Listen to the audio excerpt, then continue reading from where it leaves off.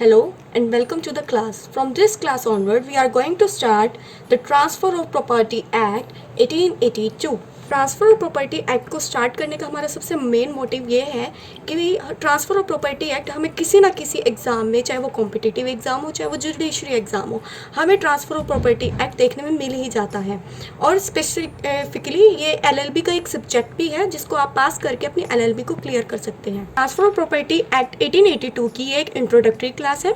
इसमें आपको पता चलेगा कि ट्रांसफ़र ऑफ प्रॉपर्टी एक्ट की बात क्या करता है, एक्चुअल में main reason behind the transfer of property act क्या है। सबसे पहले हम बात करेंगे कि ट्रांसफर ऑफ प्रॉपर्टी एक्ट बात किस चीज़ की करता है। तो ट्रांसफर ऑफ प्रॉपर्टी एक्ट बात करता है ट्रांसफर ऑफ प्रॉपर्टी की, which means two word, transfer and property. तो सबसे पहले हम जानते हैं कि ट्रांसफर का मतलब क्या होता है। यहाँ पर हम बात कर रहे हैं एक चीज़ को दूसरे पर्सन के पास पहुँचाना, पर यहाँ स्पेसिफिकली बात हो रही है ओनरशिप की। और किसकी ओनरशिप के बारे में? प्रॉपर्टी की बात कर रहे हैं। तो समझ लेते हैं कि प्रॉपर्टी क्या होती है। प्रॉपर्टी होती है बेसिकली, प्रॉपर्टी कि जब हम डेफिनेशन की बात करते हैं तो बहुत सारे जूरिस्ट ने प्रॉपर्टी की बहुत सारी डेफिनेशन दी है, लेकिन अगर उसको कंसाइज करके समझे तो प्रॉपर्टी क्या होती है, वो होती है कोई भी वैल्यूएबल या कोई भी ऐसी चीज़ जिसके ऊपर ओनरशिप रखी जा सकती है। कोई भी वैल्यूएबल आइटम जिसके ऊपर ओनरशिप रखी जाती है उसको हम प्रॉपर्टी कहते हैं। हमारे पास एक केस लॉ है, रायचंद वर्सेस दत्ता आर्य केस 1964। इस केस में कोर्ट ने ये डिफाइन किया था कि प्रॉपर्टी क्या होती है।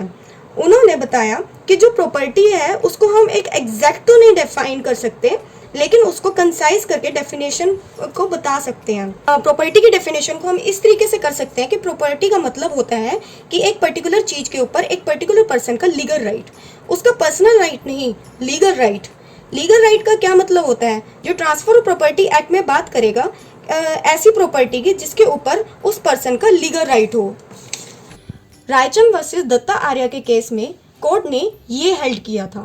जब इंग्लिश लॉ की बात करते हैं तो उन्होंने ट्रांसफर ऑफ प्रॉपर्टी एक्ट को दो पार्ट में कैटेगराइज किया है, एक रियल प्रॉपर्टी में और एक पर्सनल प्रॉपर्टी में। लेकिन इंडिया में दो तरीके की प्रॉपर्टी होती है, मूवेबल एंड इमूवेबल, जिसके ऊपर हम स्पेसिफिकली बात करते हैं। No doubt transfer of property act specifically बना इमूवेबल प्रॉपर्टी के लिए है, लेकिन इसके कुछ प्रोविज़न ऐसे हैं जो मूवेबल प्रॉपर्टी से भी डील करते हैं, but generally and basically it is based upon immovable property. हम बात कर लेते हैं कि ट्रांसफ़र की कितने तरीके से बात होती है। तो सबसे पहले है बाय एक्ट ऑफ पार्टीज और bye operation of law. Bye act of parties में जब पार्टीज अपने आप करती हैं, और बाय ऑपरेशन ऑफ लॉ में बात होती है या फिर जैसे कि सिर्फ मतलब कि हम एक जरिया है, करना सारा का सारा काम जो है वो लॉ के अकॉर्डिंग ही हो रहा है। तो ऑपरेशन ऑफ लॉ हम किसी केस में बात करते हैं, जैसे कि सक्सेशन में, इंसॉल्वेंसी में, ऑर्डर ऑफ कोर्ट में, एटसेट्रा में। इस तरह से बात करते हैं हम दो तरीके की, bye act of parties and bye operation of law. अब इसमें भी फर्दर दो टाइप हैं, जिसमें कि है पहला टेस्टामेंट्री और दूसरा है इंटरस्टेट। इन दोनों में भी बहुत कन्फ्यूज़न रहता है। तो सबसे पहले हम बात करते हैं टेस्टामेंट्री की। तो टेस्टामेंट्री का मतलब होता है विल, मतलब जब कोई पर्सन अपने आप अपनी विल बनाकर जाता है, उसमें वो बताता है कि उसकी जो भी प्रॉपर्टी है वो कैसे आगे ट्रांसफर होएगी, तो उसको हम बोलते हैं टेस्टामेंट्री। लेकिन जब वो पर्सन अपनी विल को नहीं बताकर जाता कि उसकी प्रॉपर्टी जो है वो कैसे ट्रांसफर होगी, तो उस चीज़ को हम बोलते हैं इंटरस्टेट। टेस्टामेंट्री और इंटरस्टेट ये दोनों के दोनों ऑपरेशन ऑफ लॉ के ऊपर बेस करते हैं।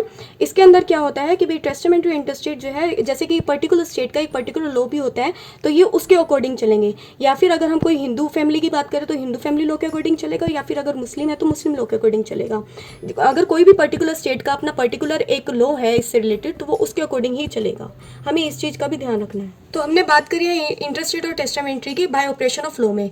अब जो होता है बाय एक्ट ऑफ पार्टीज में इंटरवाइवर्स। इंटरवाइवर्स कौन होते हैं? Living person. लिविंग पर्सन यानी ये जो है सिर्फ लिविंग पर्सन के बीच में ही डील करता है। तो अब हम बात करते हैं कि टीपीए जो है वो कब बना था, मतलब ट्रांसफर ऑफ प्रॉपर्टी एक्ट कब बना था। ये जो है वो 17 फरवरी 1882 को बना था, लेकिन इसने काम करना शुरू करा था 1 जुलाई 1882 से। इसके अंदर टोटल जो है वो 8 चैप्टर हैं और उसको कवर करते हैं 137 सेक्शन। तो चैप्टर से अब जैसे कि ये ट्रांसफर ऑफ प्रॉपर्टी एक्ट है, ये बात करता है मूवेबल और इमूवेबल प्रॉपर्टी की। वहीं जो ट्रांसफर ऑफ इमूवेबल प्रॉपर्टी है वो खाली इमूवेबल प्रॉपर्टी की ही बात करता है। अब इसके अंदर चैप्टर सेकंड में सेक्शन 5 से लेके सेक्शन 37 तक बात की है, जबकि यहाँ पर जो है 122 से 137 सेक्शन तक की बात की है। ऐसे ही उधर चैप्टर 2 में ये कवर करता है सेक्शन 38 से लेके सेक्शन 53A तक, और इसके अंदर चैप्टर 3 से लेके चैप्टर 8 तक की बात हुई है, जो कि सेक्शन 54 से लेके 137 सेक्शन तक को कवर करता है। अब इसमें हम बात होती है सेल्स के बारे में। अब जैसे कि हमने ये तो ट्रांसफर ऑफ प्रॉपर्टी एक्ट तो पढ़ लिया है, तो ट्रांसफर ऑफ इमूवेबल प्रॉपर्टी में हम बात करते हैं सेल्स की। सेल्स के बारे में हम बात करते हैं कि इसके प्रोविज़न क्या है, मॉर्गेज एंड चार्जेस की, लेसर की, एक्सचेंज की, गिफ्ट की और एक्शनेबल क्लेम की। तो आप याद रखिएगा, जो आने वाली क्लासेस हैं हम इसके बारे में डिटेल में बात करेंगे। उम्मीद करते हैं कि आपको ये जो अभी तक हमने समझाया है कि ट्रांसफर ऑफ प्रॉपर्टी एक्ट क्या होता है, इसकी स्कीम्स ये कितने टाइप की होती है, और इसके बाद हमने जो इनके मीनिंग्स पढ़े हैं, उम्मीद करती हूँ कि वो आपको समझ आ गए होंगे। आने वाली क्लासेस को बिल्कुल भी मिस मत कीजिएगा, हम इन सारी चीज़ों को और भी ज़्यादा डिटेल में पढ़ेंगे। तो अगर आपको हमारी वीडियो पसंद आई हो तो इसको लाइक और चैनल को सब्सक्राइब करना ना भूलिएगा। धन्यवाद।